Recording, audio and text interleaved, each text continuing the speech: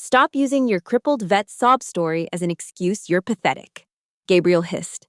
His thick fingers dug into my shoulder, violently yanking me into the center of the crowd under the scrutinizing eyes of my entire family. He was using my missing leg as a prop to inflate his own toxic ego. I did not thrash around. My eyes remained glued to the blood-drained face of my 15-year-old daughter, Sarah. She was watching her mother's dignity get trampled by our own flesh and blood. A cold slap of reality. Gabriel assumed my hunched, limping posture was the submission of a coward. He didn't know I spent years stitching arteries together in the blistering heat of the Middle East. To crush the arrogance of this 220-pound gym bro, I only needed exactly 2 seconds. The instant Gabriel's grease-stained fingers clamped down on my shoulder, my body reacted before my brain did. Muscle memory drilled into me from countless sleepless nights working under crushing pressure forced my center of gravity down. My left foot planted hard into the damp, slippery grass. My right thigh flexed rigid.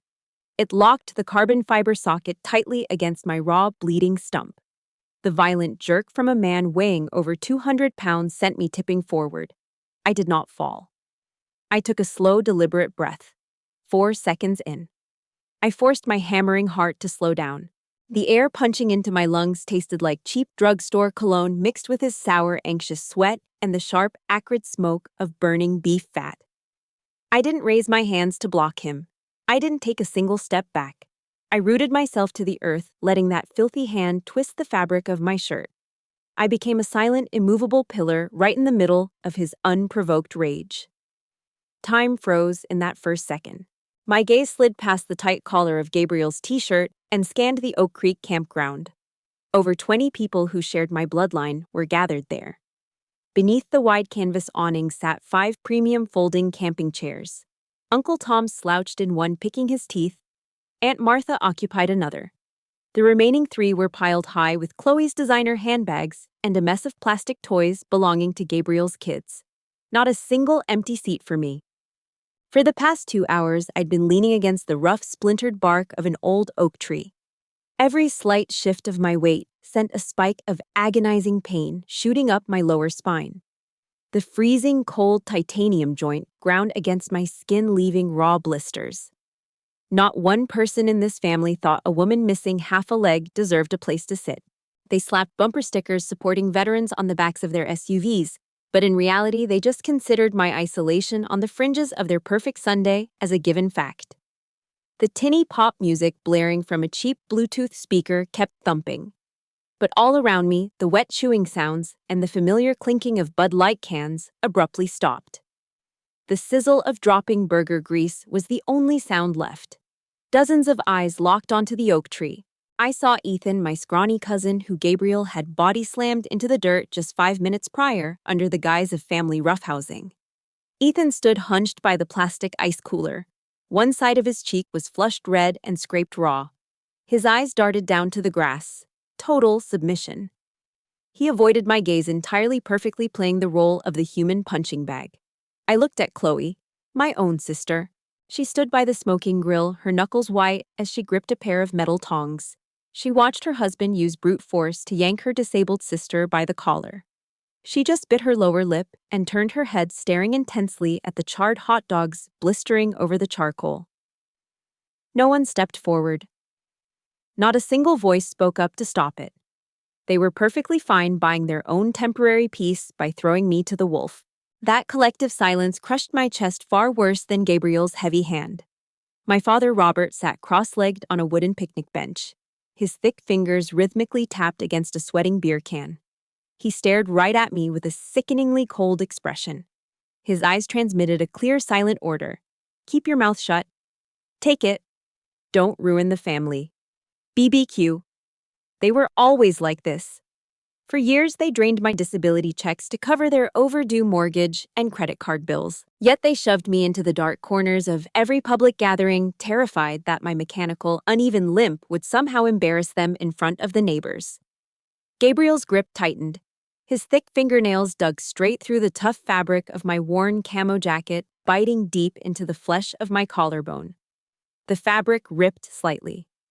That sharp spike of physical pain did not break me. Instead, it acted like a lit match. The burning friction inside my artificial socket flared up, dragging a specific bitter memory to the surface. It set fire to the very last boundary line of my patience. "Are you deaf or just stupid?" Gabriel growled. He shook my shoulder again, snapping my head back. He pulled his face inches from mine. A thick, suffocating cloud of stale beer and greasy grilled onions hit my nose. He wasn't afraid of me. This specific brand of arrogance did not just appear out of thin air. It was carefully bred and fed by the very people sitting around that smoking charcoal grill. For the 3 years since he married into this family, they had stuffed his head with their own quiet disgust for me. He had listened to my father Robert bitch and moan about how I locked myself in a dark room for days whenever the PTSD hit hard. He had watched Chloe roll her eyes and sneer at my faded, cheap thrift store jeans.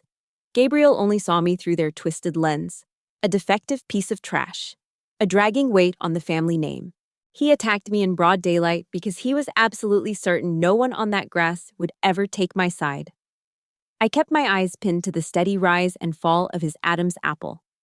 My brain automatically started running the brutal math. The brand new Ford pickup truck he parked right by the picnic tables. The down payment came from my disability check. Chloe had shown up at my crappy apartment 6 months ago, sobbing about foreclosure. These lavish Sunday BBQs, drowning in expensive cuts of beef and imported liquor, were fully funded by my quiet starvation. I had choked down dry rations in dirt holes overseas, hoarding every single cent of my hazard pay, just to keep the bank from ripping my father's house away.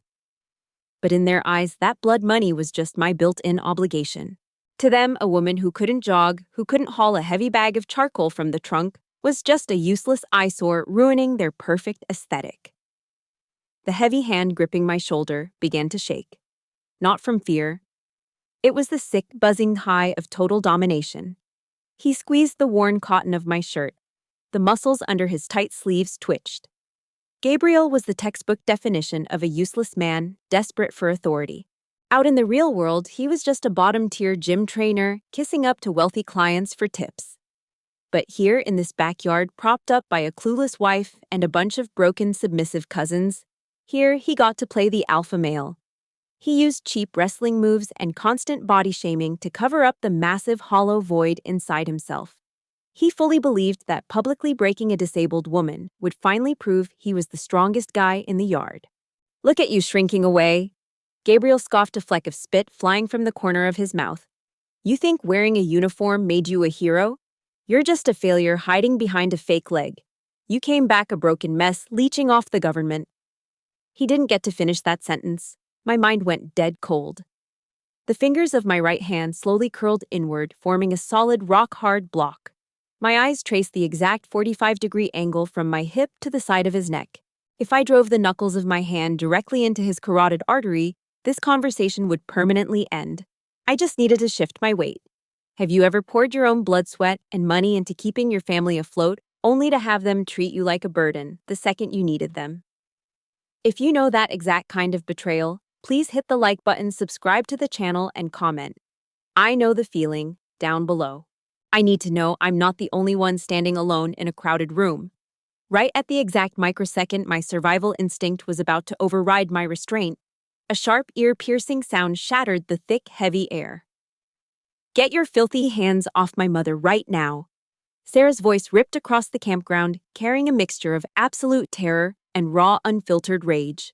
A sharp crash shattered the heavy air. A white ceramic plate slipped from Sarah's hands, breaking against a rock hidden in the grass. Sizzling hot dogs rolled into the dirt. My 15-year-old daughter sprinted toward us. She wore loose high school track shorts and an oversized gray t-shirt. Her small hands balled into tight fists. Her eyes were bloodshot, glaring straight up at the massive guy towering over her. She didn't stare at the ground like Ethan. She didn't bite her lip and look away like Chloe. She shoved her skinny, trembling frame right between Gabriel's chest and mine. The disparity in their size was sickening. That visual was a cold knife twisting in my gut. I spent my 20s patching up strangers across the world to protect the innocent.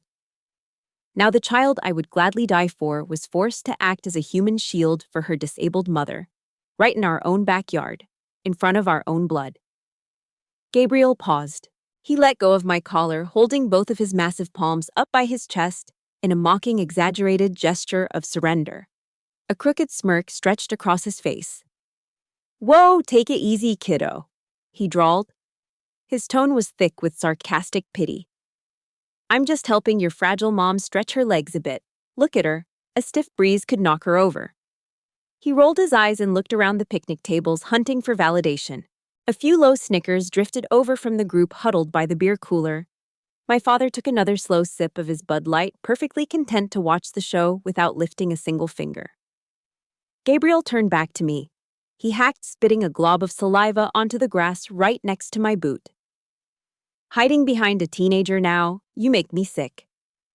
My chest tightened, not from his cheap insults, from the violent trembling transferring from Sarah's thin shoulders into my own. I could see the raw panic fighting the absolute fury in my daughter's eyes. Every boundary I'd ever built to tolerate this family was instantly flattened. I was entirely done buying their peace. I reached into the pocket of my jeans and pulled out my keyring. The metal clinked sharply against the heavy silence. "It's okay, Sarah," I said. I forced my voice to be as soft and steady as a calm morning. I pressed the heavy SUV keys into her palm and curled her small fingers around them. "Go wait in the car, start the engine, turn the heater on." Sarah shook her head violently. Tears pooled in her eyes, threatening to spill over her pale cheeks. "Mom, don't. He's crazy." "Do exactly what I said," I replied. My voice dropped a fraction lower, stripped of all warmth. A quiet, absolute command. "I'll be there in 2 minutes." She swallowed hard. She backed away slowly before turning and running toward the cedar fence blocking the parking lot. I stood perfectly still, watching her small figure disappear behind the wood. The very last ounce of my restraint left with her. I slowly turned my head. My eyes swept over the familiar faces sitting comfortably in their premium camping chairs under the awnings. Their silence was the final verdict. I grabbed the collar of my faded camo jacket. The rough fabric scraped against my skin as I pulled it off my shoulders, exposing the thin gray t-shirt underneath. I carefully draped the heavy jacket over a low branch of the oak tree, leaving the shadow of its wide canopy behind. Thud. Click. Thud. Click. My heavy, uneven footsteps pressed into the packed dirt. I walked out from the shade and stepped directly into the glaring vertical Alabama sun. I stopped dead center in the middle of the grass, standing directly in front of Gabriel. No cover, no distance. "You wanted me to stretch." My voice fell flat, dead and dry as a snapped branch. "Let's see what you've got." Stepping out of the oak tree's protective shade meant stepping directly into the brutal vertical heat of an Alabama afternoon. The sun beat down on my neck. Dry grass crunched loudly under my heavy boots. Every single step I took toward the center of the lawn was a public stripping of my own dignity. The right leg of my thrift store jeans swung forward stiffly, completely lacking the natural bend of a human knee. The mechanical, uneven rhythm of my limp hammered into the dirt. It was a loud, unavoidable announcement to everyone sitting there that I was defective. Broken. I stopped about 6 feet away from Gabriel. I did not slide 1 foot back to establish a solid base. I did not raise my hands to protect my face like the boxers on pay-per-view. I stood completely relaxed. Both arms hung loose along the seams of my jeans. My shoulders slouched forward. I looked exactly like a puppet with its strings cut. A wide-open target without a single ounce of defense. My fake surrender threw a bucket of gasoline straight onto Gabriel's raging ego. He started bouncing on the balls of his expensive sneakers, putting on a show. He rolled his thick neck, popping the joints with loud, hollow cracks. It was the pathetic warm-up routine of a guy who watched too many cage fights from his couch. "Everybody pay close attention," Gabriel barked, jerking his chin toward the frozen crowd of relatives lounging in their premium camping chairs. "Real-world situation right here. How to handle an uncooperative subject." He pointed a thick finger at my legs. "Look at her stance, way too narrow. That fake leg is stiff as a board. Her center of gravity is completely lopsided. She's basically begging to get dropped on the dirt. Watch me demonstrate." He let out a low, rumbling chuckle, completely high on the sound of his own voice. He was turning my physical pain, my missing limb, into a cheap parlor trick to entertain his wife and my father. While Gabriel was busy playing the clown for his captive audience, my eyes quietly began to peel his body apart. I didn't see bulging biceps or a broad, intimidating chest. Looking through the cold clinical lens of someone who had spent years learning how to sever limbs and pop dislocated joints back into place in the pitch dark, Gabriel was nothing but a clumsy collection of fatal weaknesses. His knees were flared way too far apart. That created a sloppy, unstable foundation. His chest was heaving up and down rapidly, drawing shallow breaths entirely through his mouth. That specific breathing pattern would drain his oxygen reserves in less than 60 seconds. He kept all his weight shifted forward onto his chest and shoulders, completely disconnected from the power of his hips. He wasn't a threat. He was just a massive, unstable tower of meat with absolutely zero foundation. A giant scarecrow stuffed full of whey protein. The glaring sun burned directly into my eyes, but I didn't blink. I reset my own breathing pattern one last time. Inhale for 4 seconds. Hold for 4 seconds. Exhale for 4 seconds. I forced my heart rate to drop down to the steady rhythmic thump of someone falling asleep in a quiet room. I stared flatly at the sweaty, flushed face of the man who thought he owned this family. My lips barely parted. My voice came out entirely flat, carrying absolutely zero vibration in my throat. Whenever you're ready. Those 4 dead words punctured Gabriel's eardrums. His bruised ego wouldn't let him wait another fraction of a second. His pride demanded the fastest, most humiliating end for me possible. The 220-pound mass of muscle lunged forward, his massive right arm swinging wide, fingers splayed open like meat hooks reaching straight for my collar. Gabriel's hand shot forward like a steel clamp aimed right at the hollow of my throat. The relatives sitting under the canvas awnings held their collective breath, gripping their cheap plastic cups. They were waiting for the heavy thud of my body hitting the hard-packed dirt. It never happened. Right before his rough fingers grazed the thin cotton of my shirt, I relaxed my entire upper body. I didn't try to use my frail strength to push back against 220 pounds of flying meat. I absorbed him. My left boot planted firmly into the soil. I pivoted my hips sharply to the right, a clean 90-degree rotation. That sudden shift left nothing but empty air in front of Gabriel. His own massive forward momentum turned into a heavy leash, yanking him violently headfirst into the void. At the exact moment, my hip snapped around my left arm, swung up along his flight path. I didn't form a fist. A closed fist slides off sweaty skin and breaks knuckles against moving bone. Instead, my hand sprang open, fingers straight, rigid as stone. I forced every ounce of tension directly into the heel of my palm, creating a solid block of bone. The strike only traveled about 8 inches, but it carried the entire rotational force of my body. The heel of my hand slammed clean and hard into the weakest hinge on his outstretched arm, the inside crease of his right elbow. Pop. A hollow, sickening sound echoed across the yard, cutting right through the tinny pop music on the radio. The cartilage in Gabriel's elbow bent violently backward against its natural structure. I didn't hit him hard enough to snap the bone clean in half, but the angle was perfect to crush the ulnar nerve. A blinding shockwave of pure electrical agony shot straight up his arm and slammed into his brain. Gabriel gasped loudly, sucking in air. The thick fingers reaching for my neck instantly went completely dead and numb. Losing his only support pillar, he stumbled wildly past me.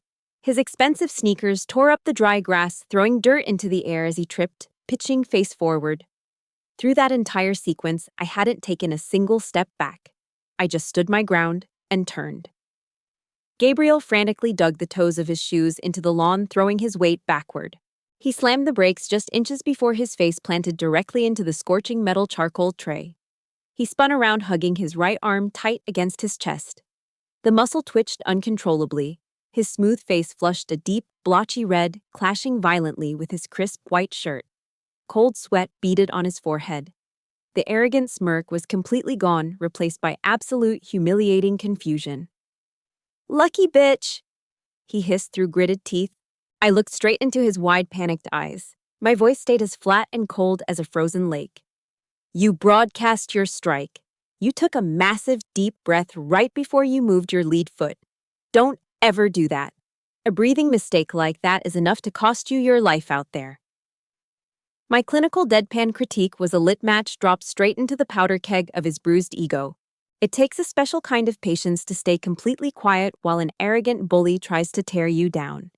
If you've ever used silence and a calm mind to absolutely destroy someone's fake tough guy act, do me a favor.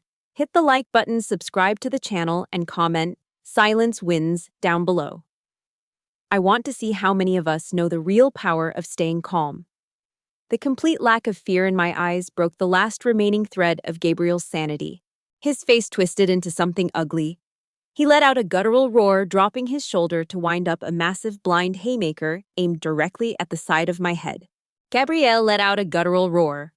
Dropping his shoulder, he twisted his heavy hips and threw a massive blind haymaker directly at my head. The thick arc of his fist actually whipped the air. It was a heavy looping punch fueled entirely by pure humiliation. He wasn't trying to scare me anymore. This was a direct attempt to cause severe brain trauma to a disabled woman right in the middle of a Sunday family barbecue. A sharp, shrill shriek tore from Aunt Martha's throat. It hung completely useless in the hot afternoon air. When a 220-pound man throws a punch like that, the natural human instinct is to squeeze your eyes shut, flinch away, and raise your arms to block. But running away only puts you directly in the path of the punch's maximum centrifugal force. I forced my eyes wide open. A wide looping strike creates a massive blind spot right inside the arc of the arm. Instead of stepping back, I stepped hard on the gas. I lunged forward. I shoved my entire upper body straight into the inside pocket of Gabriel's swinging arm. Before his fist could travel even halfway to my temple, my left forearm shot up and slammed hard against his soft inner bicep. The sudden, brutal block nailed his arm in place, shutting the lid on the trajectory of his punch. That was only the first half of the equation. The second half relied entirely on my right hand. I didn't form a fist.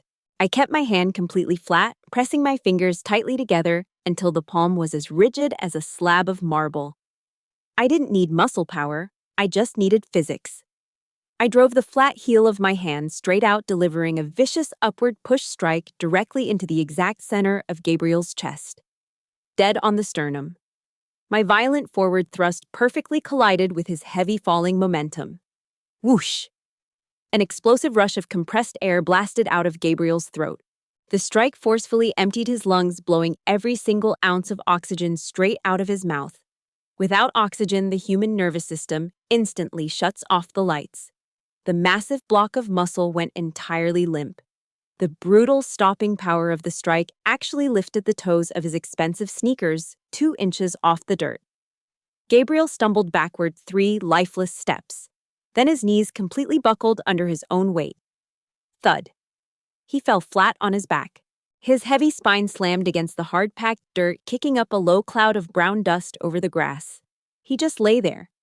His eyes bugged out of his head. He desperately clutched his chest with both hands, his mouth opening and closing in wide, silent gasps. He sounded exactly like a fish thrown onto a hot metal dock, wheezing and struggling to pull a single breath into his paralyzed lungs. Total suffocating silence dropped over the Oak Creek campground. The cheap pop music seemed miles away. I stood over him, my chest rising and falling in a slow, controlled rhythm. No scratches, no bruises. But underneath my calm exterior, a cold, bitter realization settled deep into my bones. This family was so deeply rotten that I had to use pure survival mechanics to defend myself against my own brother-in-law, while my own father sat and watched. There was no going back from this. Slowly, Gabriel managed to drag a ragged, whistling breath into his chest. He rolled over onto his side, coughing up spit onto the dry grass. He pushed himself up onto his hands and knees. He didn't look at my face. He didn't look at the crowd. His bloodshot, completely humiliated eyes crawled across the dirt, slowly tracking upward. They locked dead onto the stiff, unforgiving denim of my right leg. The leg that didn't bend. The leg he always mocked behind my back. Driven entirely by the cowardly desperation of a broken ego, he made his choice. Lying flat on the dry grass, Gabriel's massive chest heaved violently. He was desperately sucking in thin, wheezing breaths, trying to jumpstart his lungs. He was no longer the arrogant, polished gym trainer from 5 minutes ago. Pushing himself up onto his hands and knees, the total humiliation of being dropped by a woman began gnawing away the very last shreds of his fake masculinity. He was turning into a cornered, desperate animal, his eyes now heavy with bloodshot veins locked onto my body. And then his hateful stare dropped down. It anchored heavily on my stiff right leg. He remembered the loose, unforgiving denim that didn't bend at the knee. He remembered my heavy, uneven limp. The exact limp he loved turning into a cheap joke for a few laughs around the beer cooler. Stripped of his pride, Gabriel chose the absolute lowest road available. He decided to throw a crippling strike aimed directly at a physical disability. He needed to see me collapse into the dirt, screaming and clutching a broken leg, just to buy back a few scraps of his own pathetic dignity. Gabriel suddenly shoved off the ground, driving his center of gravity dangerously low. He planted his left foot hard, twisting his hips to generate maximum leverage. His right leg swung out, tracing a vicious, blindingly fast arc just inches above the grass. It was a full-power low kick, a move designed specifically to crack the shin bone of an opponent. With 220 pounds of muscle mass multiplying that acceleration, his leg carried the exact crushing force of a swinging sledgehammer. A few muffled gasps popped from the crowd under the awnings. Chloe scrambled backward, pressing both hands tightly over her mouth. My father Robert half stood up from his wooden bench, his beer sloshing over his knuckles. They all knew exactly how weak that right leg was supposed to be. They knew what a hit like that would do to flesh and bone. But not a single one of them lunged forward to stop it. Their silence was the deepest knife in my back. The human body is wired with a basic survival instinct. When someone attacks your weakest point, you flinch. You step back. You lift your leg to avoid the impact. My mind coldly rejected that instinct. I didn't take a single step backward. I drove the heavy heel of my right boot deep into the packed soil. I squeezed every muscle fiber in my right thigh, locking the raw, blistered stump of my leg tightly into the rigid carbon fiber socket. I braced myself into a completely immovable pillar. I met his absolute cowardice with dead, crushing silence. Gabriel's heavy shin bone slammed forward at maximum velocity, striking dead center into my right leg. Clang. There was no heavy thud of meat hitting meat. There was no sickening crack of my bones snapping in half. Instead, a sharp, hollow, ear-splitting metallic ring echoed across the Oak Creek campground. It sounded exactly like someone swinging a metal baseball bat full force into a solid steel pipe. Gabriel let out a high-pitched, agonizing shriek. He completely lost the deep, rumbling baritone he used to intimidate his wife. He collapsed backward onto the grass like a heavy rotted tree crashing down. He curled tightly into a fetal position, clutching his shin bone with both hands. He thrashed and rolled violently across the dirt, his face buried in the grass, screaming in pure blind agony. The massive reverse impact from his own full-power kick had instantly fractured his shin. He had shattered his own leg against me.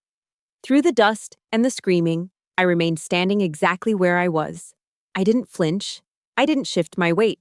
I just looked down at him. Slowly, deliberately, I reached down. My fingers brushed the bottom hem of my faded blue jeans. Ignoring the pathetic high-pitched sobbing of the grown man writhing in the dirt, my fingers gripped the wide hem of my right pant leg. For the first time in 6 years in front of my own family, I pulled back the curtain. I dragged the cheap denim fabric up, past the ankle, past the heavy calf. I pulled it all the way up to my knee. The brutal, blinding glare of the Alabama sun cut straight through the oak leaves and hammered directly onto the matte gray surface of a solid titanium prosthetic. It wasn't a sleek medical-grade plastic cover designed to look natural. It was an exposed mechanical pillar made of high-grade alloy.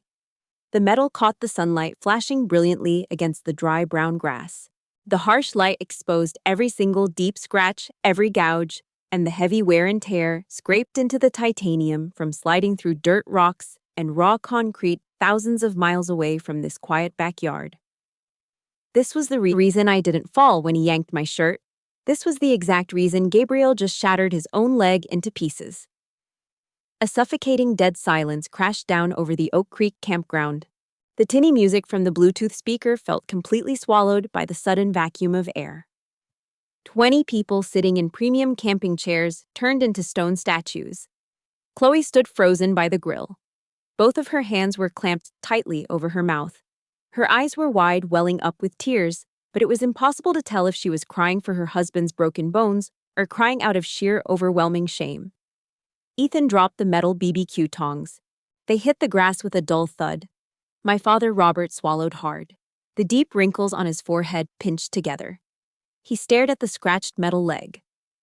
The ugly secret they forced me to hide under baggy jeans for years to protect their middle-class image was finally out in the open. For 6 years, they gladly cashed my disability checks to keep the lights on, but not a single one of them ever had the decency to ask how heavy that metal leg actually was. Now that secret was the very thing that ripped the mask off Gabriel's fake dominance and exposed the deep, rotting hypocrisy of this entire bloodline. I let go of the denim. The fabric dropped down, covering the cold titanium once again. I didn't look down at my brother-in-law. I kept my chin up and swept a cold, razor-sharp glare across the faces of my family.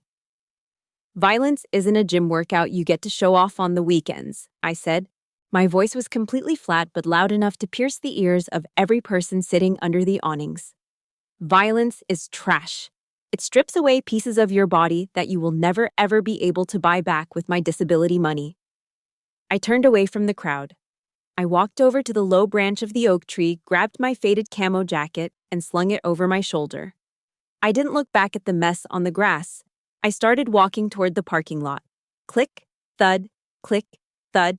There is no better feeling than walking away from toxic people and leaving them completely speechless in their own mess.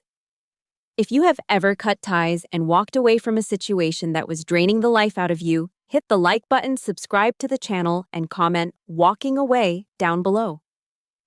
I want to see exactly how many of you have found that kind of freedom. The mechanical rhythm of my heavy right foot grinding into the gravel didn't sound like a source of shame anymore. It sounded steady, solid. It sounded exactly like the confident stride of someone who had just finished a very long, very dirty job. Behind me, the fake empire of toxic pride was officially crushed into the dirt left to clean up its own wreckage. The Oak Creek parking lot was completely empty. I pulled the heavy door of my SUV open and climbed into the driver's seat. The AC blasted freezing air directly into my face, but a thick layer of cold sweat still coated my forehead. Sarah was curled up in the passenger seat, her knees pulled tight to her chest. She stared at me as I shifted the gear into drive and pressed the gas pedal. We rolled out of the park. "You hit him," she whispered. "I pushed him." I corrected her quietly, keeping my eyes locked on the road ahead. "He tried to break your leg. You looked really badass out there." Her compliment felt like a rusty blade dragging across my ribs. "There's nothing badass about any of that, Sarah," I replied. My voice was thick, raw with exhaustion. That was just toxic ego on display. Violence isn't something to celebrate even when you're the one in the right. When we got back to the apartment, I sent Sarah straight upstairs to take a shower.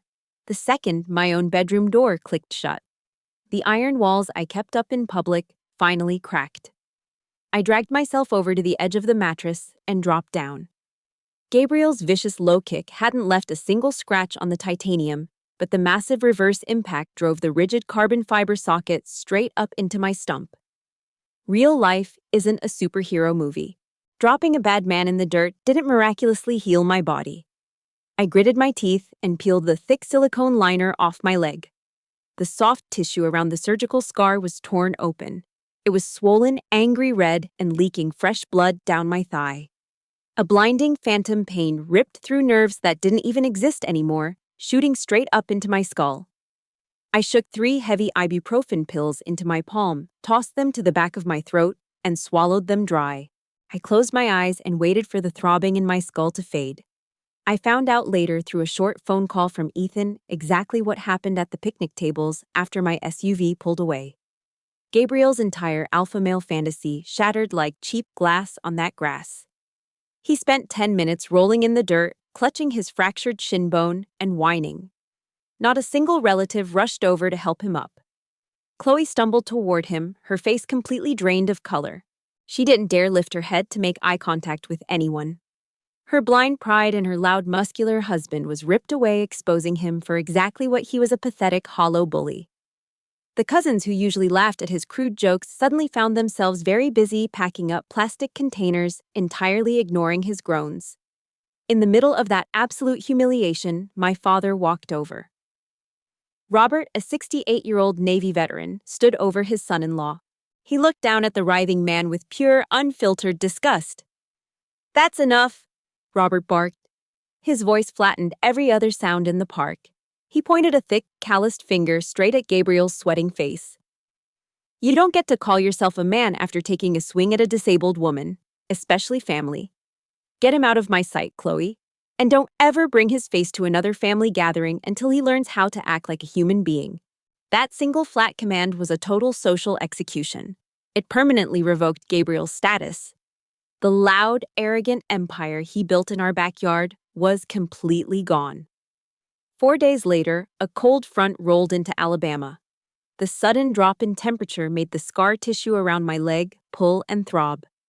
I popped 2 more painkillers and drove down to the local grocery store to pick up dinner. The bright fluorescent lights of the grocery store glared off the polished white tile floor. It was exactly 4 days after the BBQ. I stood in the middle of the quiet produce aisle, running my thumb over a slightly bruised Honeycrisp apple. The freezing air conditioning in the store made the scar tissue around my stump tighten up, shooting dull aches into my knee. I kept my shoulders slightly hunched, pressing my weight heavily onto the metal handle of my shopping cart to hide the uneven dip of my bad leg. Everything in this store was labeled organized and perfectly clean. It was the exact opposite of the chaotic, dusty yard full of my relatives. I just wanted to grab dinner and go home. I didn't want anyone looking at me. "Hayden." The voice was quiet, almost hesitant. It came from directly behind me. I turned around. Ethan Miller stood near a display of oranges. Both of his hands were gripping the handles of a red plastic shopping basket tightly. The dark purple bruise from Gabriel's cheap throw a few days ago still marked his left cheek. His posture was still a bit stiff, but something fundamental in his face had changed. His eyes didn't drop to the floor this time. He looked straight at me.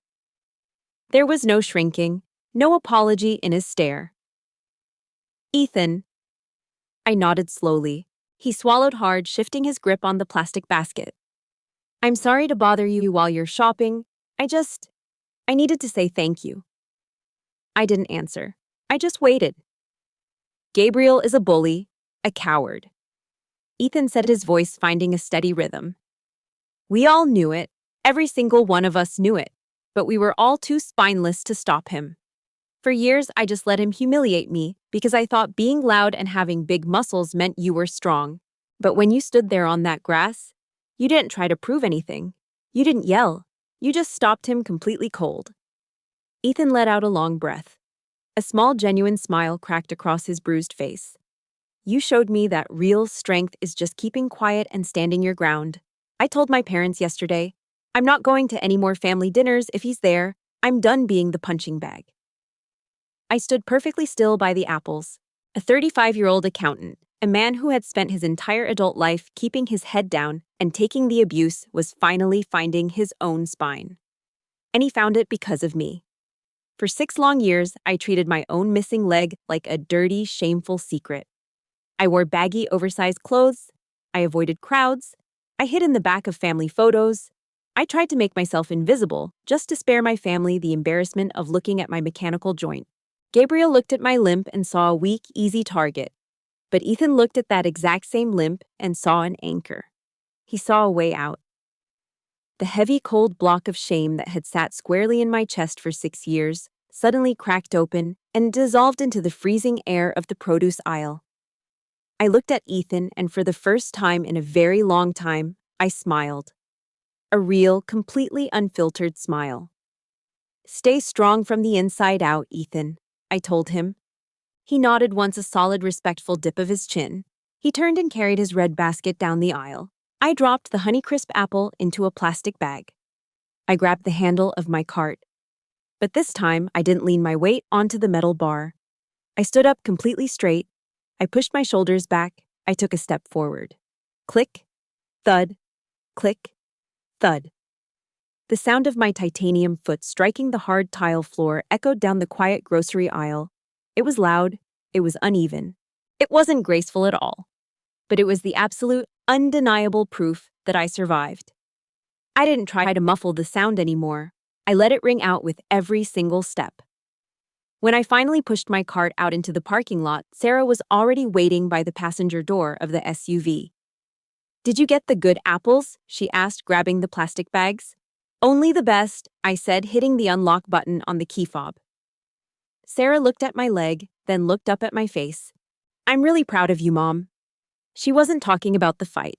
She was talking about the way I was standing right now. Tall, unapologetic. I didn't have to be an unbroken soldier anymore. I was Hayden Moore, a mother, and the owner of the loudest, proudest titanium leg in this town. Thank you so much for listening to my story. If you've ever had to fight to rebuild your own self-worth after being torn down, I see you and I stand with you. Take care of yourselves out there. Goodbye.